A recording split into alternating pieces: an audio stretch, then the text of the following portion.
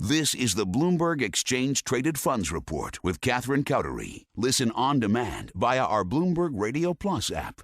Now available free for both iPhone and Android devices. This report is for Thursday, January 17th.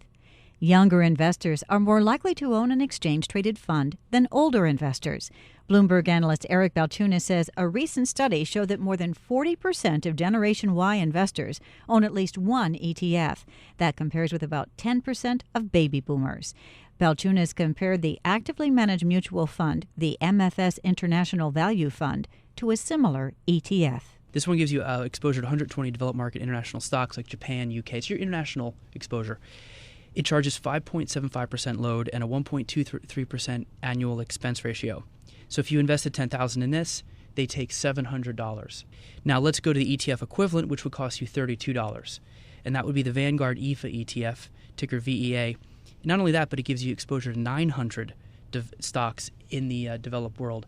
It's basically the same thing. These two are very correlated, and it actually outperformed that one, 18% to 17% as well. So it's really tough to go wrong with ETFs in this kind of environment. People are now waking up the fact that it's very difficult to beat a benchmark. And so are you really going to pay $670 versus $30 to try to be in the 10 or 20% of people who pick an active manager who does beat their benchmark? If those odds are okay with you, or you're willing to pay up for that, then go for it.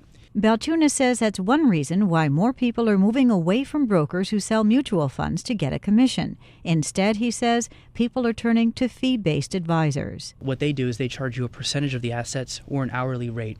So they're not paid to sell or churn an account. That aligns their interest with yours a lot more. Think about all the hours you could buy of an advisor based on how much you paid in that load. The increasing popularity of exchange-traded funds is reflected in their growth. ETF assets in the U.S. rose 24% in the 12 months it ended in November, compared with an 11% increase for mutual funds. That's according to data from the Investment Company Institute. You can find more information about exchange-traded funds at bloomberg.com/market/ETFs. That's a Bloomberg ETF report. I'm Catherine Cowdery.